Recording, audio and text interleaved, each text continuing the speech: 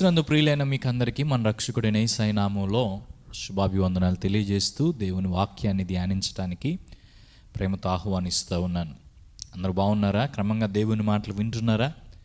పరిశుద్ధ గ్రంథంలో నుండి మీకు అందించబడుతున్నటువంటి యొక్క ఆత్మీయ సత్యాలు మీ ఆత్మీయ జీవితానికి ఈ లోకంలో నిరీక్షణ కలిగి కొనసాగటానికి, ప్రభుకి ఇష్టంగా జీవించడానికి ప్రయోజనకరంగా ఉన్నాయని భావిస్తూ మన యొక్క వాక్య ధ్యానాన్ని కొనసాగించుటకు ప్రేమతో ఆహ్వానిస్తూ ఉన్నాను. ఓబద్య గ్రంథం 12 నుండి 14 వచనాలు. నీ సహోదరుని శ్రమానుభవ దినము చూచి నీవు ఆనందమొందతగదు, యూదావారి నాశన దినమున వారి స్థితిని చూచి నీవు సంతోషింపతగదు. నా జనుల ఆపద్దినమున నీవు వారి గుమ్మముల్లోనికి చొరబడదగదు. వారి ఆపద్దినమున నీవు సంతోషపడుచు వారి బాధను చూడతగదు. వారి ఆపద్దినమున నీవు వారి ఆస్తిని పట్టుకొనతగదు. వారిలో తప్పించుకున్న వారిని సంహరించుటకు అడ్డుత్రోవలలో నీవు నిలువతగదు. శ్రమదినమందు అతనికి శేషించిన వారిని శత్రువుల చేతికి అప్పగింపతగదు. ఇక్కడ నేను దృష్టి పెట్టాలనుకుంటున్నటువంటి విషయం ఏంటంటే, మనం యొక్క వచనాల్లో ఒక పదాన్ని మరలా చూసాం. అదేం పదం అంటే తగదు అనేటువంటి పదం.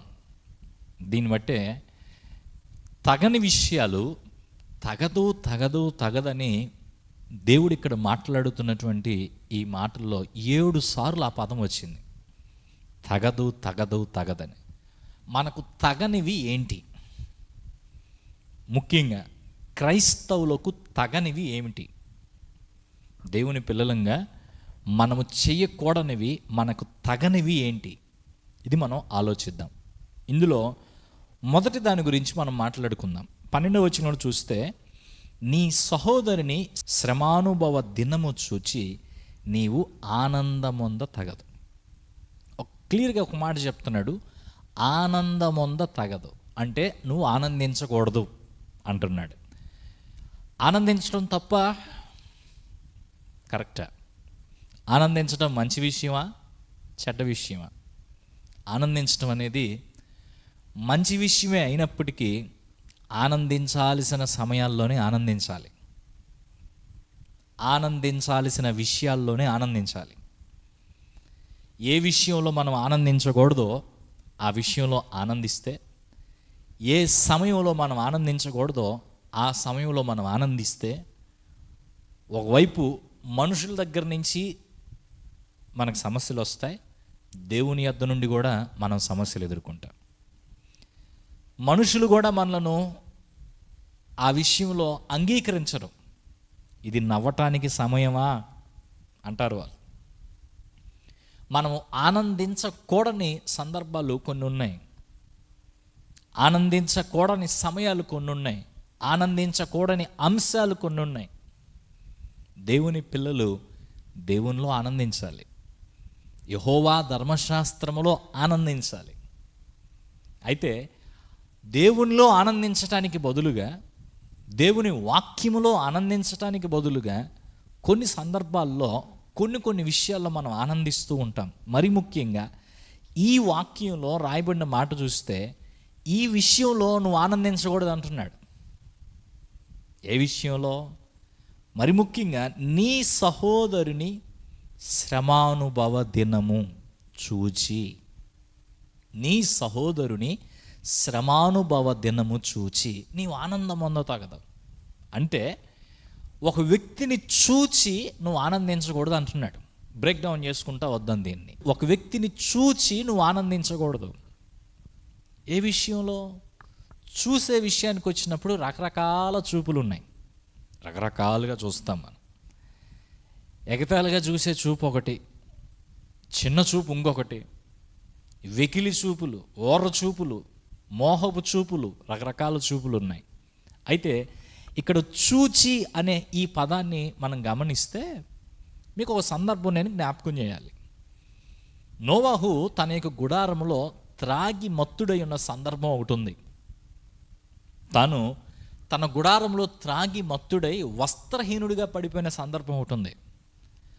తన గుడారంలో త్రాగి మత్తుడై వస్త్రహీనుడిగా నోవాహు గారు పడిపోయిన సందర్భంలో తన కుమారుల్లో ఒకడైన హాము అనే వ్యక్తి అది చూచి తన సహోదరులకు తెలిపెను అనే మాట ఆదికాండం 9వ అధ్యాయంలో రాయబడింది. అక్కడ చూచి అనే పదానికి హెబ్రీ భాషలో ఏ పదం ఉపయోగించబడిందో, ఆ సందర్భంలో ఏ పదం ఉపయోగించబడిందో ఇక్కడ కూడా అదే విధమైనటువంటి పదం ఉపయోగించబడ్డాన్ని మనం చూడవచ్చు. అంటే ఏంటంటే కాంటెక్స్ట్ రెండు ఒకటే, అక్కడ ఇక్కడ ఒకే విధమైన సందర్భం ఉందని గ్రహించాలి. తను ఈ నోవాహు కుమారుల్లో ఒకడైన హాము నోవాహును అక్కడ చూచాడంటే ఎలా చూశాడు? సరదాగా వెళ్ళి నాన్నగారు ఎట్టున్నారో అని చూశాడా? ఆయన్ని పలకరించడానికి వెళ్ళి చూశాడా? చూచి అంటే అక్కడ అర్థం ఏంటంటే నోవాహును చిన్న చూపు చూశాడు. వెకిలి విధానంలో ఆయన మాటలు ఉన్నాయి. వచ్చి తన సహోదరులకు బయటకు వచ్చి తన సహోదరులకు తెలపడంలో కూడా ఆయన యొక్క ప్రవర్తన అదంతా తన తండ్రిని అవమానపరిచే విధంగా చూసినట్టు అర్థమవుతుంది. ఇక్కడ కూడా నీ సహోదరుని శ్రమానుభవ దినమును చూచి నువ్వు ఆనందం పొందుతావు కదా. అసలు ఎవరి గురించి దేవుడు ఇక్కడ మాట్లాడుతున్నాడు? ఎదోము ప్రజల గురించి మాట్లాడుతున్నాడు. ఎదోమీయులు యూదా ప్రజలకు కలిగినటువంటి కష్టాన్ని బట్టి వారు సంతోషిస్తున్నారు. ఇంకో రకంగా చెప్పాలంటే ఆనందిస్తున్నారు. దాన్ని చూచి ఆనందపడుతున్నారు. అంటే ఒక రకంగా వారు ఆ సమయంలో ఎగతాళి చేస్తున్నారు. అది ఆనందపడటం అంటే. చూడరా వాడి పరిస్థితి ఎట్ట అయిపోయిందో, నడవలేకపోతున్నాడంట, తిరగలేకపోతున్నాడంట.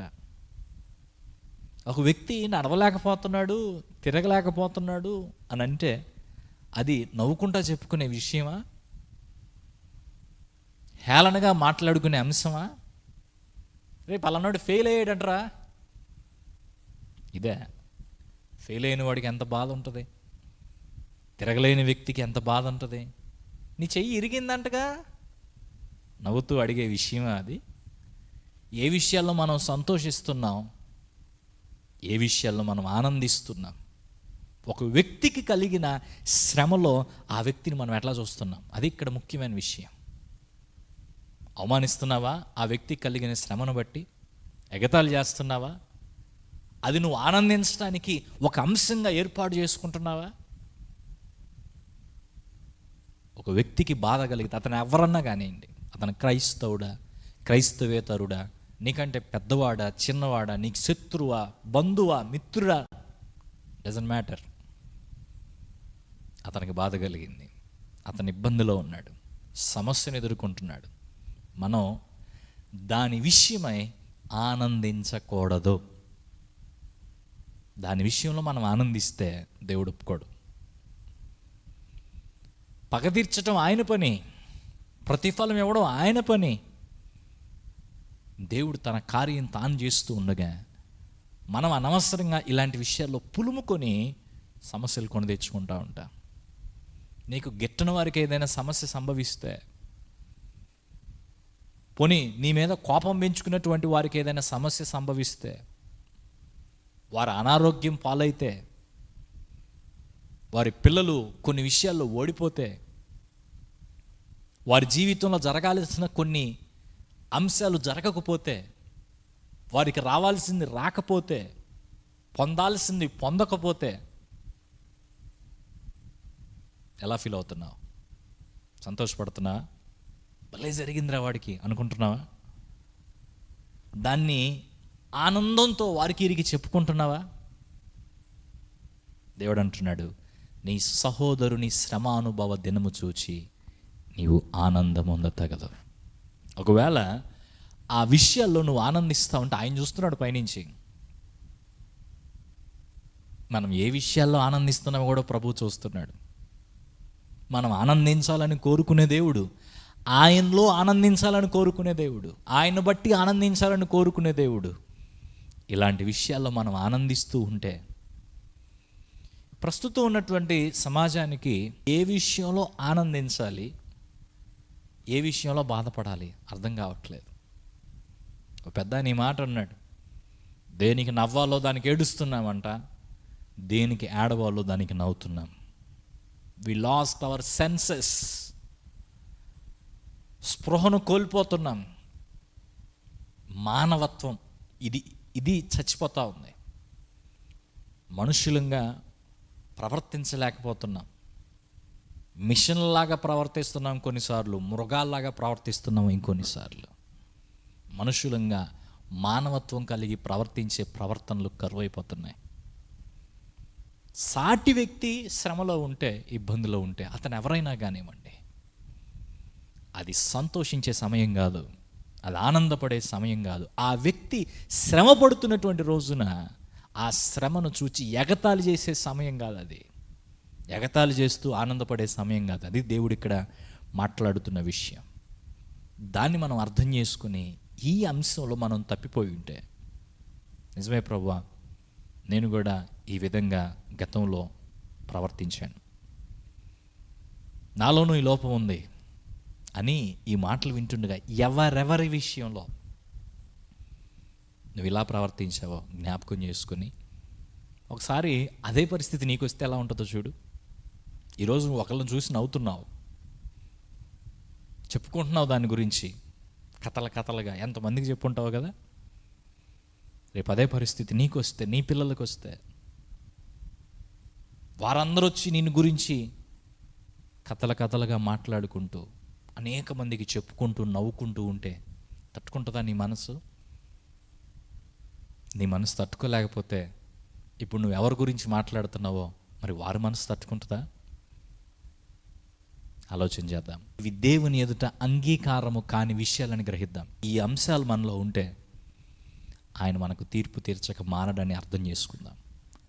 కాబట్టి ఈ విషయంలో మనం తప్పిపోయిన విధానం గ్రహించి ఇక ఈ విధంగా మనం ప్రవర్తించక ప్రభువుకి అప్పగించుకొని ప్రభు మార్గంలో కొనసాగుతూ ఎందులో ఆనందించాలో అందులో ఆనందిద్దాం, ఎక్కడ ఆనందించాలో అక్కడ ఆనందిద్దాం. బైబిల్ చెప్తుంది, నవ్వే వారితో నవ్వండి, ఏడ్చే వాళ్ళతో ఏడవండి.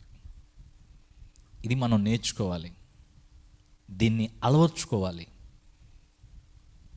ఈ లోకంలో దేవుని పిల్లలంగా ప్రతి ఒక్కరిని ప్రేమిస్తూ దైవ ప్రేమను మన జీవితాల్లో కనపరుస్తూ దేవుడిచ్చే దీవెన పొందుకోవటానికి జాగ్రత్త పడే వారంగా ఉందాం.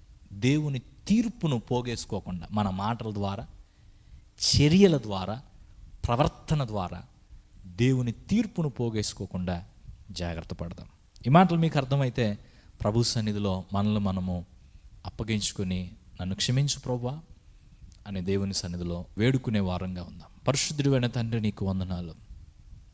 నీ వాక్య సత్యం కొరకు వందనాలు. నీ మాటలు మా హృదయాన్ని ఎప్పటికప్పుడే పురికొల్పేవిగా, పరిశీలనకు అవకాశం ఇచ్చేవిగా, తీర్పును తప్పించుకోవటానికి అవకాశం ఇచ్చేవిగా ఉంటున్నందుకు స్తోత్రాలు. నీ సహోదరుని శ్రమానుభవ దినము చూచి నీవు ఆనందమొంద తగదు అంటున్నావు. నిజమే, మేము ఎన్నోసార్లు ఈ విషయంలో తప్పిపోయిన మాట వాస్తవమే. ఎంతమంది గురించి ఎన్ని రకాలుగా మా గిట్టని వారు తెలిసి తెలియక మేము తప్పిపోయాం, మాట్లాడుకున్నాం, ఎగతాళి చేశాం, అవమానపరిచాం. మమ్మల్ని మన్నించండి ప్రభువా. ఇంకొకరి గురించి అయితే ఆ విధంగా మేము చేసాం, కానీ మాకే ఆ పరిస్థితి వస్తే ఊహించడానికే కష్టమైన విధానం. మీరు తీర్పు తీర్చే దేవుడు అని మేము ఏ కొలత కొలుస్తున్నామో ఆ కొలతతో తిరిగి మా ఒళ్ళో పోస్తావని ప్రతి ఒక్కరూ అర్థం చేసుకొని అట్టి జీవిత విధానాన్ని కలిగి ఉండటకు ప్రయాసపడేవారుగా సహాయం చేయండి. ఈ వాక్య ధ్యానాల్లో మాకు తోడై ఉండి ప్రతిదినము మమ్మలను సరిచేసి, హెచ్చరించి, ప్రోత్సహించి నీ రాకడ కొరకు సిద్ధపరుస్తూ చక్కని క్రైస్తవ జీవితాన్ని మేము జీవించుటకు కృపచూపమని యేసయ్య నామములో వేడుకుంటున్నాం తండ్రి, ఆమేన్. ప్రభువు మీకు తోడై ఉండి మీ యొక్క ఆత్మీయ జీవితాల్లో ఏ విషయాల్లో ఆనందించాలో ఆ విషయాలు ఆనందిస్తూ దేవుని తీర్పును తప్పించుకునే భాగ్యం దయచేయనుగాక. ఆమేన్.